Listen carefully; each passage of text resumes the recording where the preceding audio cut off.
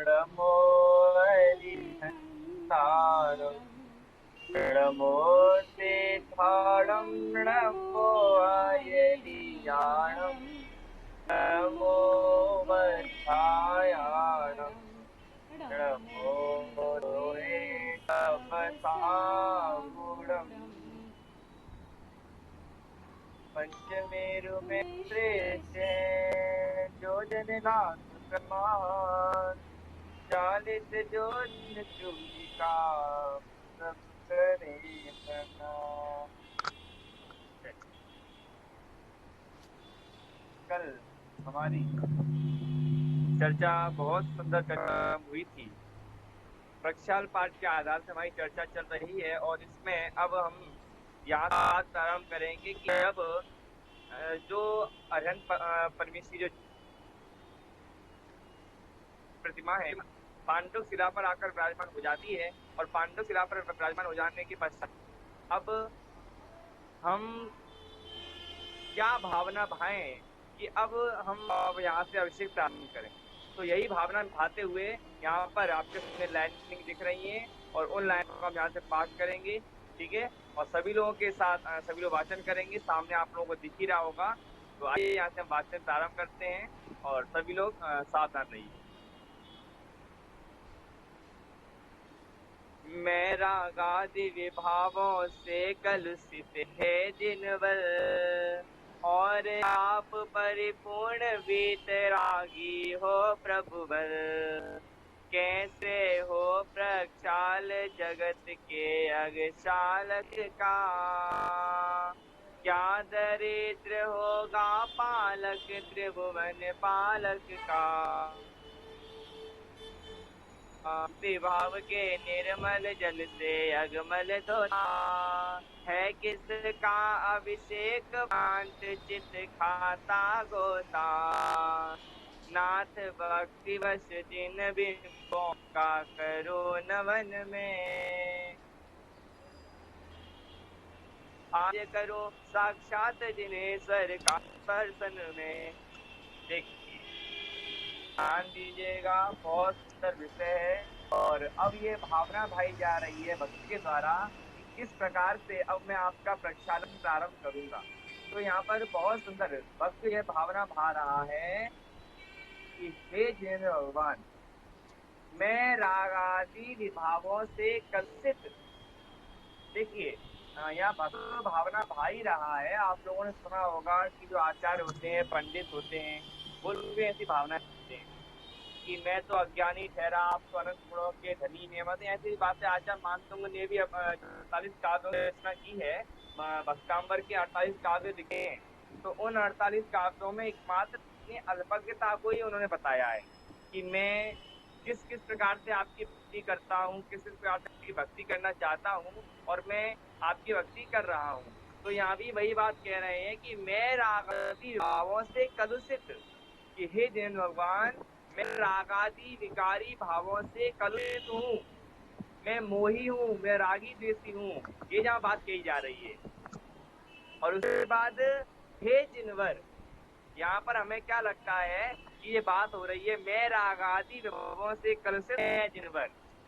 रागादि विभावों से जिनवर कलुषित नहीं है।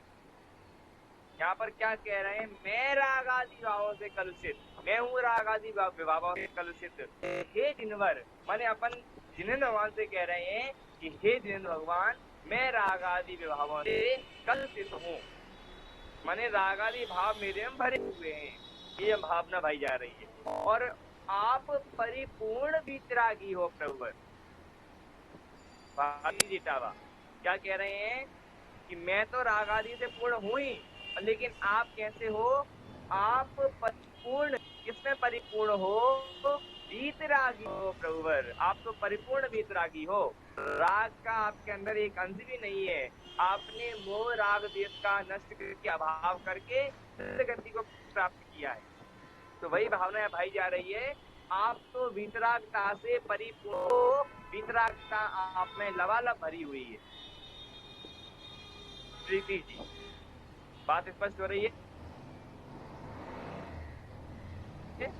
यहाँ पर बस इतनी भावी है भगवान, आप आप तो रागादी भावों से रहित हैं, वीतरागी हैं, और मैं रागादी भावों से सहित हूँ, कलुषित हूँ। ठीक, कितनी भावनाएं भक्त के द्वारा बताई जा रही है। और उसके पश्चात कैसे हो प्रक्षाल जगत के अगचालक का, क्या कहा, कैसे हो प्रक्षाल, आप प्रक्षाल कैसे करें, आपने तो सारे विकारी भावों का अभाव कर दिया है, आपका प्रक्षाल करने की आवश्यकता नहीं है।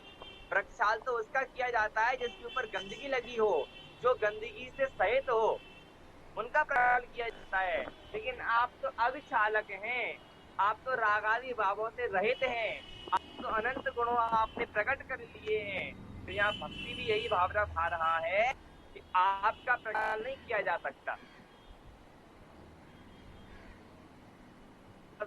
रितु जी, लेकिन करते तो हम फिर भी हैं। लेकिन यहाँ भक्ति ऐसा कह रहा है कि आपने तो रागादि भाव नष्ट कर प्रकट तो उनका करते हैं जो राग, जिनके अंदर गंदगी भरी होती है, जिनके बाहर गंदगी होती है, लेकिन आपका प्रक्षाल करने की आवश्यकता ही नहीं है, क्योंकि आप तो अविचालक हैं। सभी कर्मों का भाव करके आप तो अग्र भाग में विराजमान हो गए।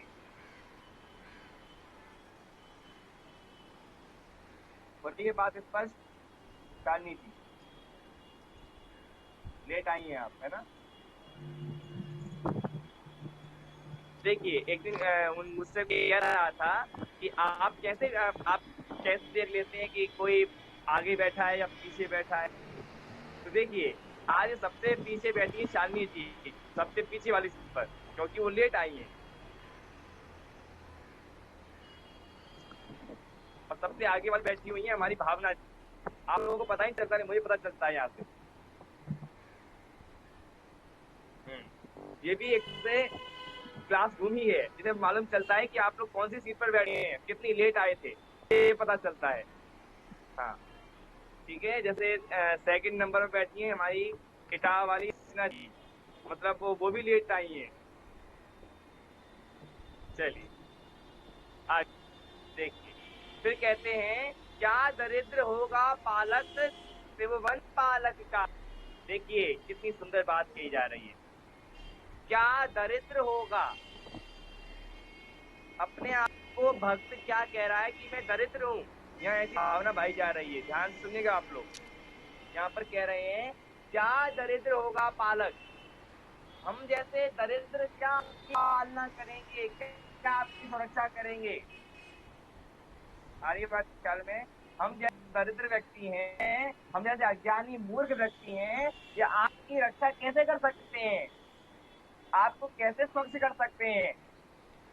हम तो खुद मैले हैं, हम आपको कैसे स्वच्छ करें पूनम जी किताबा।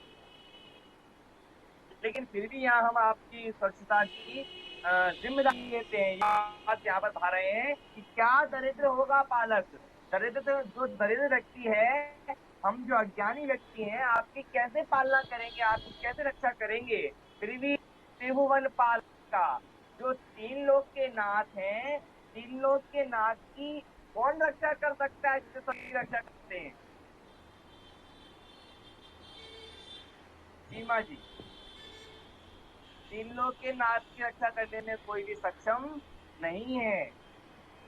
और ये बात स्पष्ट, यह बस यही भावना बाती जा रही है कि हम जो दरिद्र व्यक्ति हैं, हम जैसे अज्ञानी व्यक्ति हैं, मूर्ख व्यक्ति हैं, वो तीन लोग के नाथ की रक्षा नहीं कर सकते, उनकी पालना नहीं कर सकते। ठीक, और त्रिभुवन पालक का माने तीन लोग के जो नाथ हैं, वो तो पालक माने हमारे रक्षा करने वाले हैं, हम उनकी रक्षा कहाँ कर पाएंगे। तो बस यही यहाँ बात कही जा रही है। और फिर कहते हैं भक्ति भाव के निर्मल जल से अगमल धोता, कि जो भक्ति रूपी भाव भाव के जल से, अभी यहाँ भक्ति मात्र भाव की बात चल रही है कि मैं भक्ति रूप भाव रूपी जल से आपका अभिषेक कर रहा हूँ, और अभिषेक कर रहा हूँ तो क्या होगा, जल से अगल धोता, मैं अपने विकारी भावों को धोने के लिए मैं आपको आपकी भक्ति रूपी जल से आपका अभिषेक कर रहा हूँ।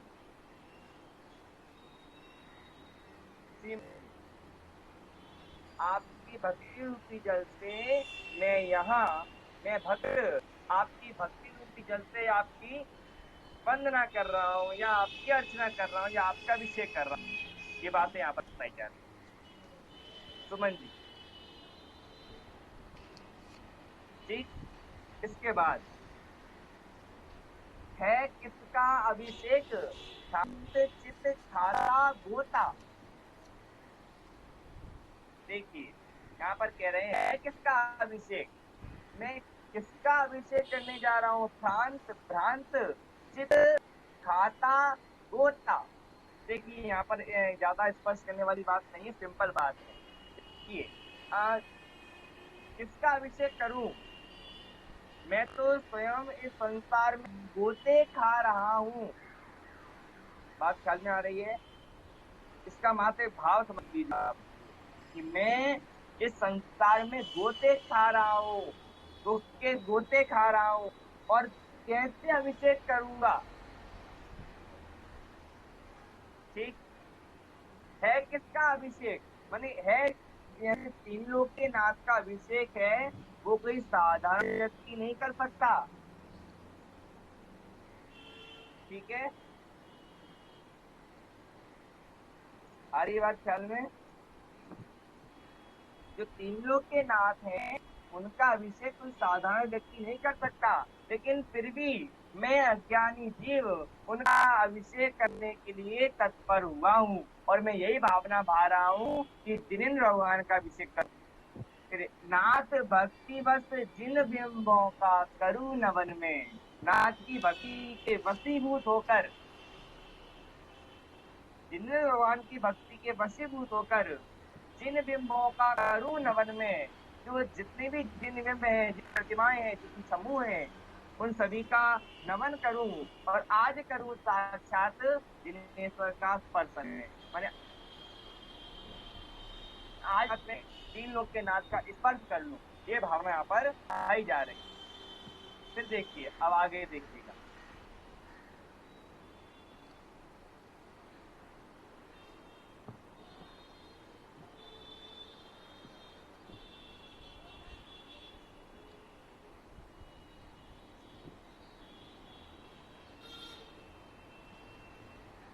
हाँ देखिए आगे श्लोक वो आया है कि आपके है, ओम ह्रीं क्लीं भगवन्तं कृपालसंतं विश्वादि महावीर पर्यंतम चतुर्विंशति तीर्थंकर परम देवानामाते भूतूपे भरत खंडे। मैंने सब ये जो बातें बताई जाती है इसमें क्या होता है, सामान्य रूप से आप लोग एक बात जान लीजिए। ये हम जब पूजन करते हैं तो ये बोला जाता है, क्यों बोला जाता है, जिसमें जिस गांव में पूजन हो रही है, जिस शहर में पूजन हो रही है, किसके द्वारा पूजन हो रही है, किस दिन पूजन हो रही है, किस महीने पूजन हो रही है, ये सब चीजें इसमें ली जाती हैं, जिससे यह ख्याल में आता है कि हमने किस दिन कौन से मास में, कौन से दिन में, कौन सी तारीख में कौन सी पूजन की, यह स्पष्ट हो जाता है।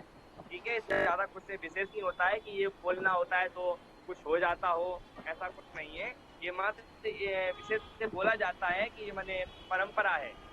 ठीक है, ये चीजें बोलने से बातें स्पष्ट हो जाती है कौन सी पूजन हमने किस दिन किस महीने में की थी। तो यहाँ भी बस यही भावना भाई जा रही है। हम इसका देखते देखिए, ओम ह्रीं श्रीमंतम भगवंतम कृपाल संतम।